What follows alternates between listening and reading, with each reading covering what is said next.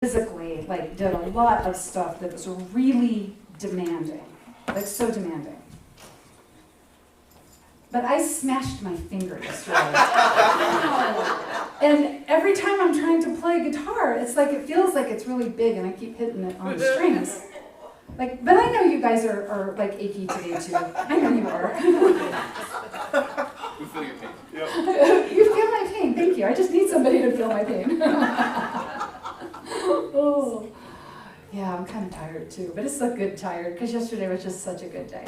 It was such a good day. So thank you so much everybody for being here today. I was really excited when something popped up in my life last week and gave me the idea to have our lesson today be on the love of power versus the power of love.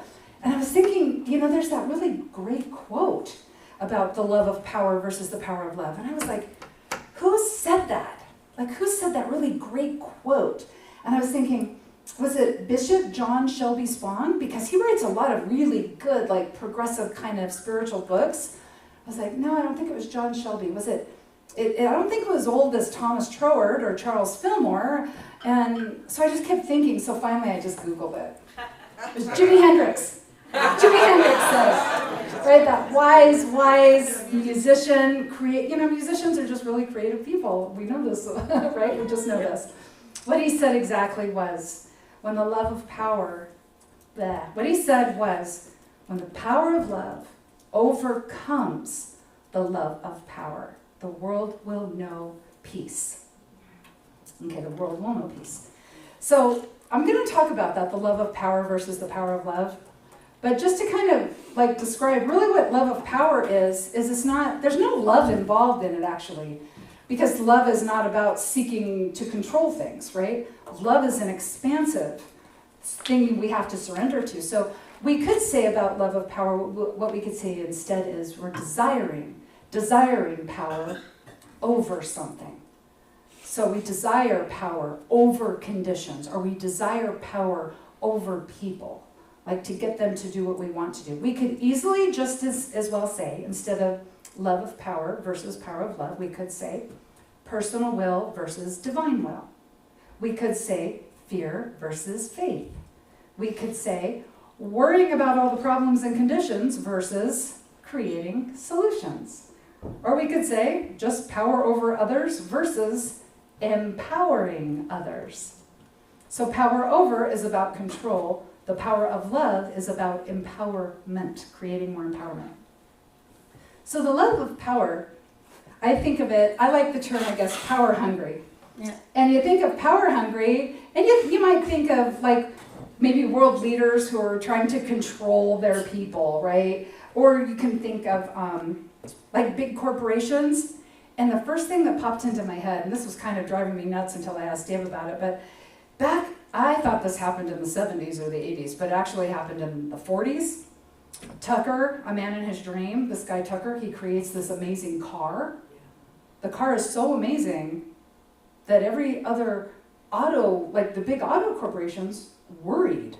They actually worried about this guy. His car was so efficient.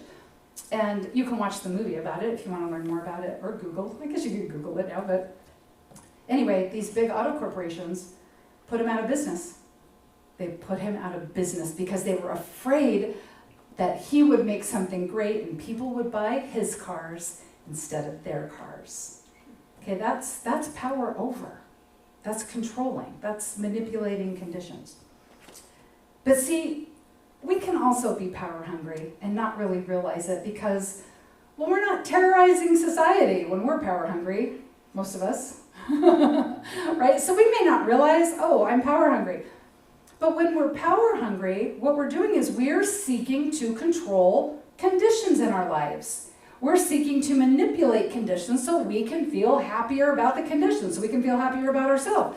And we've gone into our shadow if we're doing that. If we're seeking to control things, we've gone to the dark side, right? We've gone to the dark side.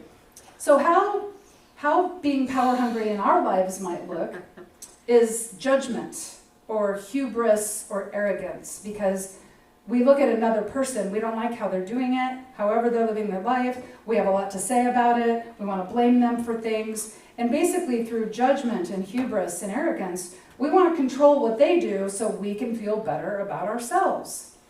But then we can also experience our shadow side or power over if we experience greed or entitlement.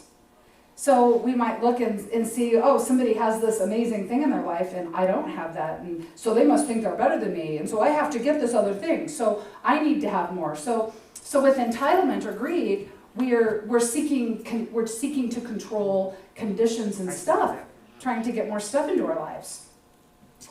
It's any time we're choosing power if we're making the choice to choose from fear instead of love. Okay, so we choose from fear instead of love. Now, how that could look in our lives is there's maybe somebody in our life and they need a little boost of encouragement. Maybe they need a little boost to say, yeah, you're great, but do we hold back because we don't want them to get all full of themselves and we don't want them to think they're all great? And so do we say something like, well, yeah, that's fine. You're fine. Don't worry about it. I had this experience, and I want to say this was probably maybe 2012, maybe 10 years ago. I was at a gas station, and a person in need comes walking up, hey, ma'am, I don't suppose you have a couple of extra bucks. And there was something in me, I could feel that this was true, right? I could feel it. But I also knew that in my wallet, all I had was a $20 bill. And so I immediately, even though I felt intuitively, yes, do this, right? I felt that intuitively, just give him the 20. In my head, I went into analyzing. It's like, I only have a 20. Then if I give him the 20, I don't have the 20. And I saw that I went into, I had a power struggle in my head. I had this power struggle. But here's the worst part. I knew I had lack consciousness back then. When I started here at Unity in 2000, I came in here with a big old lack consciousness. I'm like, hi, here's my lack consciousness. It's pretty big. You're going to have to move over a little so I can sit down with my lack consciousness. And I knew this, and Reverend Joanne Bacon was here, and I was learning every Sunday about being a little more, just absorb a little bit more of this generosity, and I could give here because I knew it was coming, right? I knew the basket was coming. I knew that happens on Sundays, and I was prepared for it, but this I wasn't prepared for. And so when this guy asked, and I felt yes, and I said no. I said no. I actually had to suppress my urge to give love. Money. That's what but that was love. And I walked away from that situation feeling sick in my heart and in my soul. And it stayed with me for a long time. I remember even driving around the block to see if the guy was still there. That's how sick I felt. All right, so, and the shame that went with it, and it was an awful, awful feeling because my soul, my heart was saying, just give it. Now, if I had just given that $20, and let's say this was 10 years ago, I wouldn't have thought about the $20 the next day. I certainly wouldn't be thinking about it today, but I'll never forget that story. Every single time I see somebody at a gas station asking for money, I think about that man. And I think about how I had to suppress my urge to give love in that moment. Okay, so when we make that choice out of fear, we actually create a weight. We create a weight in our heart and in our soul. And that weight is full of regret and anguish and shame and physical and mental and emotional dis-ease. The extra weight in our heart and soul does more damage to us than extra weight on our physical body. And let me tell you about what extra weight on the physical body could do, because I know everything, right? I know everything that it does. Okay? But the weight in our heart and soul does more damage than even that. Because we chose to suppress the need of our soul to give love. We made that choice. This choice also costs us our power. And it costs us self-esteem. Every time we say no, when our heart and our soul are screaming yes at us, Our gut is saying yes. Every time we say no, we chip away at our self-esteem. So then it becomes harder to hear the yes. It becomes harder to feel divine truth. It becomes harder to listen and hear when God speaks, right? It becomes harder to do all of that. So now, imagine this on a global level, right? Not just in our little day-to-day choices that we're making. Imagine this on a global level. Our world leaders, okay, and the corporations.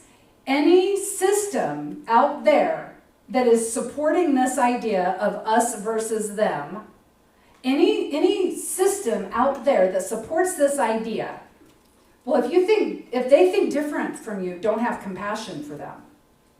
So even if it's a world leader we like, but they are supporting an us versus them attitude, okay, the system suppresses the light that is we spread around in this world, but so are we if we participate under somebody who endorses the system, who endorses this us versus them. Don't have compassion for somebody who thinks differently from you. Y'all have heard of, what is his name? Franklin Graham. He runs the Billy Graham Ministries. Okay, Franklin Graham. A couple of months ago, he put out a call to pray for President Putin in Russia. And you know how much backlash that guy got? Like more backlash than anybody I ever heard of getting backlash. Asking for prayer. Asking for prayer. Now what we know and what we're aware of in these days is that we're all interconnected. And so if we're sending hate mail through our internet to someone, we're sending negative vibes to people, right? If you can send positive, loving vibes through prayer, we know also just thinking about and raging at somebody just in our head, we're sending negative, heavy vibes to them. And so of all of the situations where we need to be adding light to something, there are actually people arguing that, no, we shouldn't send any prayers to this guy. Like, that's what I was thinking, of all the people who need some light in this world right now, like, why not? But see, when we get stuck in this system, we're adding that heaviness and that lack of ease, the dis-ease, we're adding that into our own society. We're adding that into our tribe and into our communities. And that exasperates the us versus them consciousness. That exasperates the me versus you consciousness. And we're not sending light. We're not sending light. All we're seeing are conditions.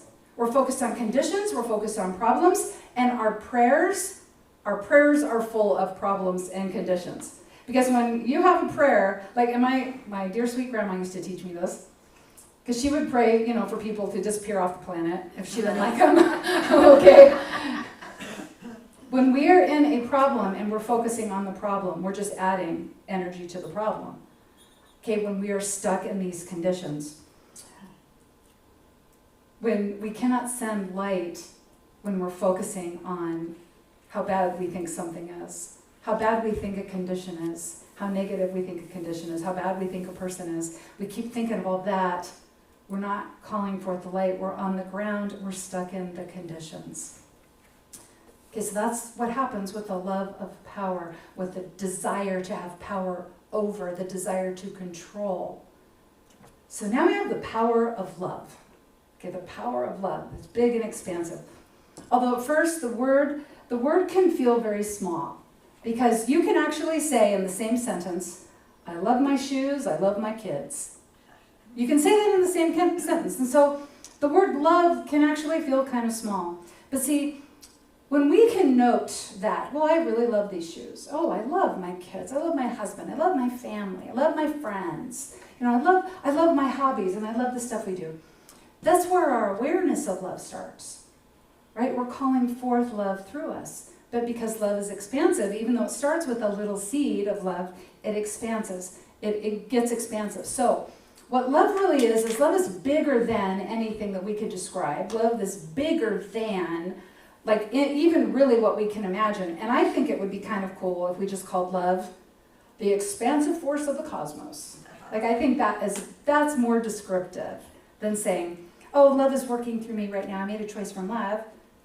If we said, well, I made a choice, from the expansive force of the cosmos.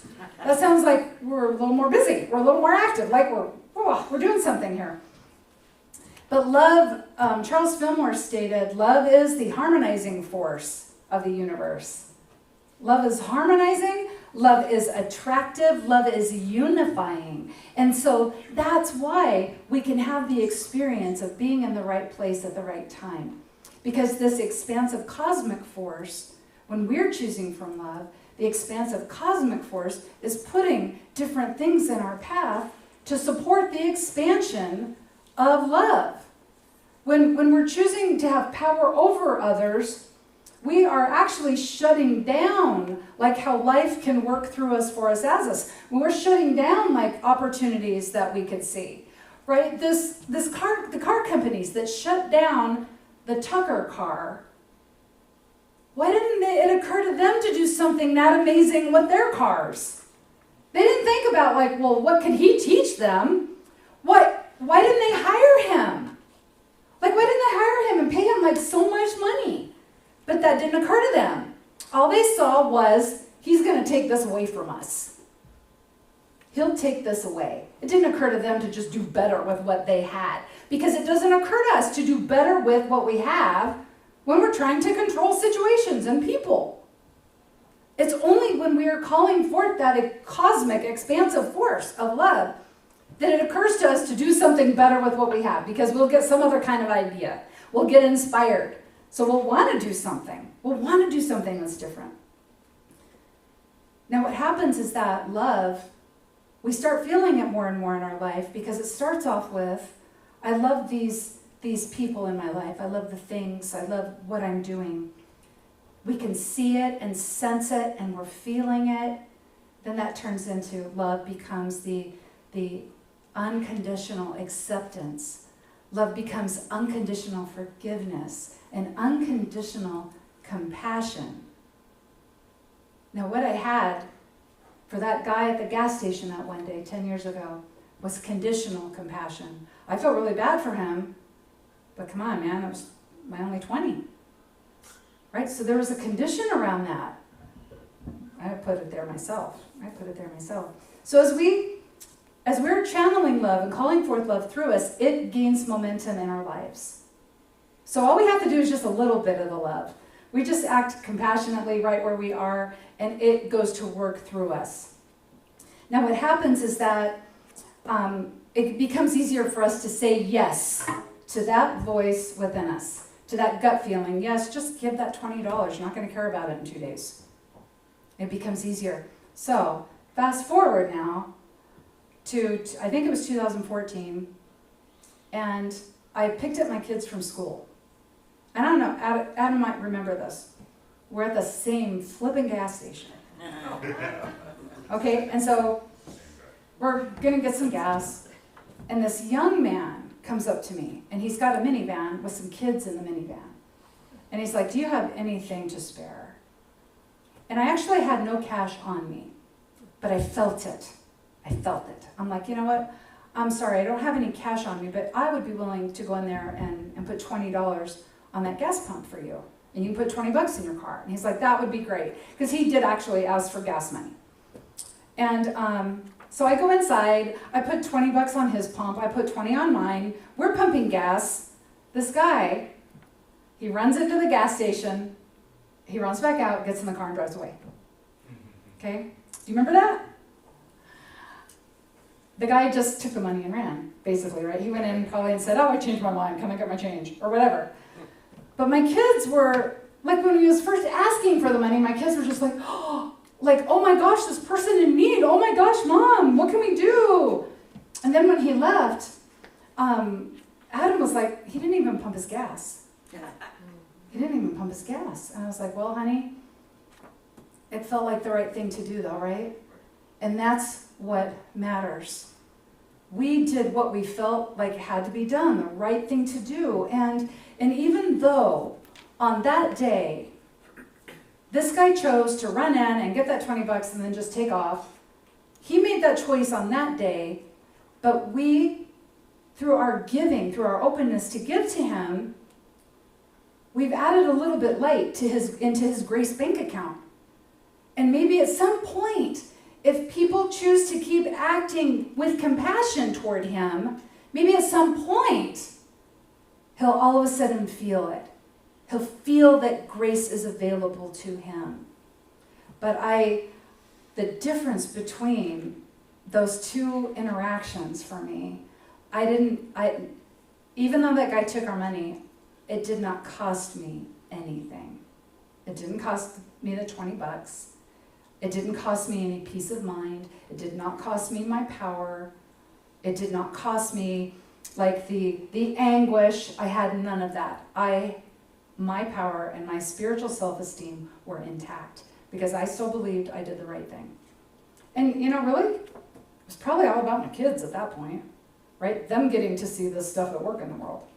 All right, so when we are calling forth the power of love through us, we discover it does not cost us a thing to help another person who's in need, even if they maybe are exaggerating how in need they are, maybe if they're just trying to trick us and get a little whatever they want. It doesn't cost us when we're acting from love, when we're acting from our heart. We're acting in faith. We're acting on our intuition. We're acting on the divine guidance. And it increases our own power and it increases our own spiritual self-esteem. And this is what it takes for us to be brave. Because we know when we're acting on faith, we're doing something out of our comfort zone. That's why it's faith. If it's really easy to do, it doesn't take any faith to do that. For us to act in faith, we're doing something different. We're doing something a little uncomfortable. Maybe it's a lot uncomfortable. But see, what we're doing every time we act in faith is we're getting a little more brave every single time. Just a little more brave so that we can keep doing these things outside of our comfort zone. And that is also calling forth more love into this world. And our prayers are full of light and grace. So the love of power, the desire for power over, all we're seeing is what's in front of us. All we're seeing is what we see through our own perception. And we're looking at the problems. We don't see solutions because problems take up everything in our point of view right there. Okay, so the love of power, we're stuck and we need a guarantee. Love of power, we're not going to take divine action because divine action is always in the unknown. It takes faith to act on divine activity. It takes faith to act on inspiration. If we're going to act in faith, there's no guarantee in that, and that's why we need to be brave. That's why it takes courage. But power over someone, we want the guarantee. Right? And so that's why we're stuck manipulating conditions and manipulating people. Choosing from love. We get the power from above. We get the eagle-eye point of view. Right? We see things from the view of heaven up top. Right? We see there's like a big picture. There's a whole bunch of stuff that we'll never know about. There's a whole bunch of stuff that we'll never have the guarantee about. But we still are okay acting on faith. We're like, I can do this. Like, I can be brave.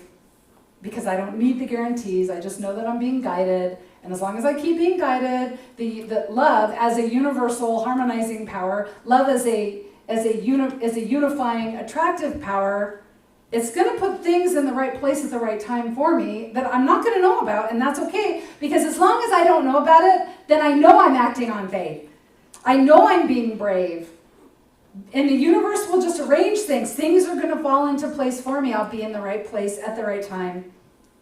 And I love that that's just where I'm supposed to be.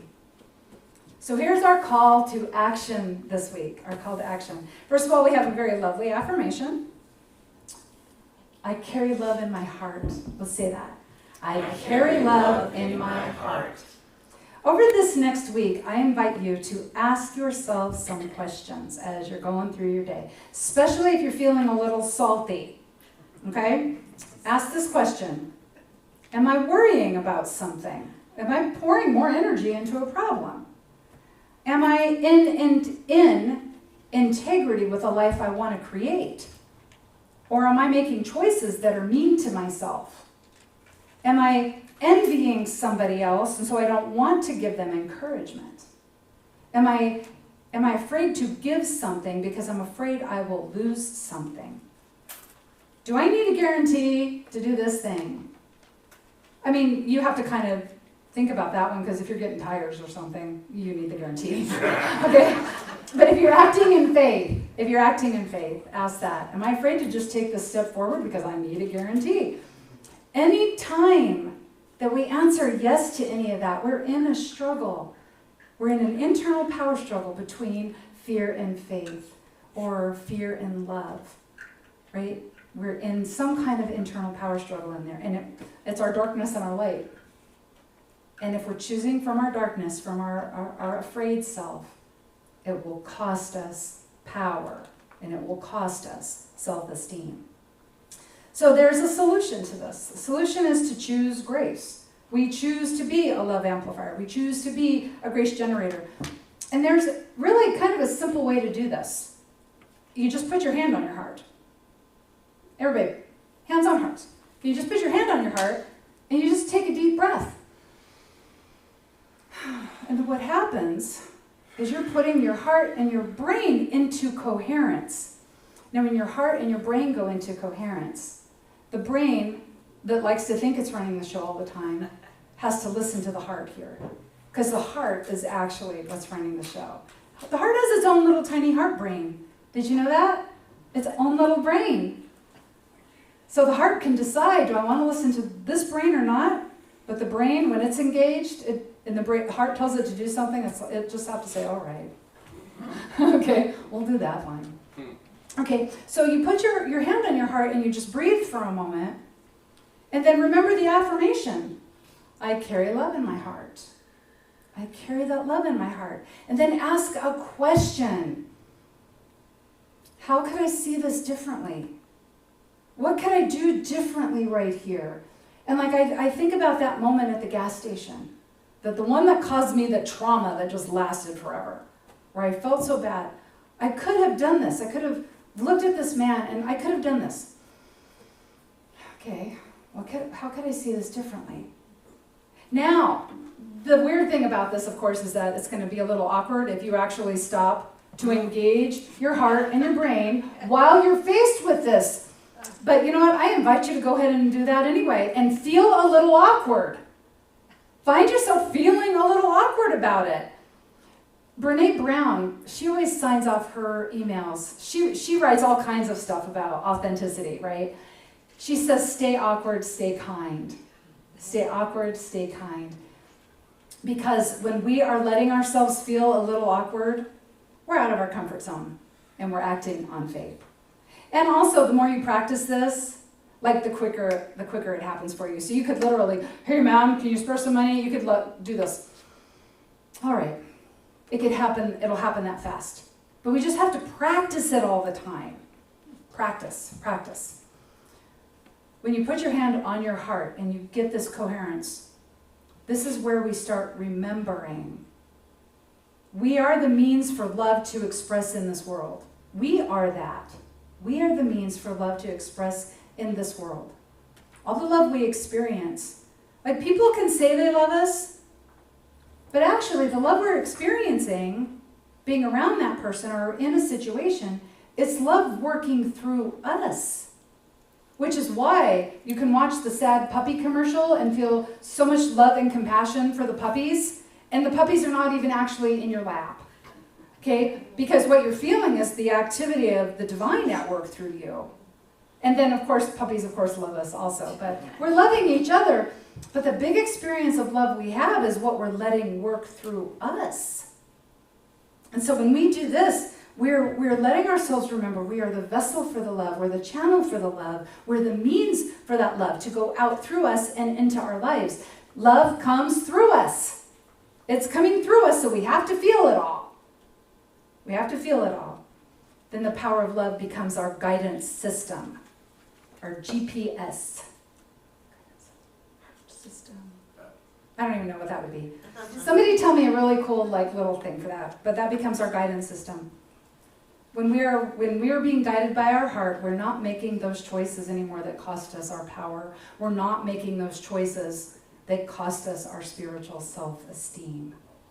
We're not doing that anymore. Our choices are full of light. Our actions are full of light. And what we're calling forth into our life is full of light. We discover then that when we're helping others, we're empowering them. And when we help others and empower them, Empowering ourselves is kind of the secondary activity that happens because of that. We cannot empower another person out of love and at the same time take away from our own well-being. When we empower somebody, we empower ourselves. So we overcome this love of power. We overcome the desire to control, to have power over others, to let the power of love work through us, for us, as us, going out into our lives, empowering the people that we know. And this is how we are creating heaven on earth. So until next time, remember, you are divinely designed to be doing all this stuff. That power of love is already available. We're just calling it forth. And the easiest, simplest way is to just do this and remember what you are. You are the vessel for love in this world. In everything you do, you are blessed, and so it is. Amen.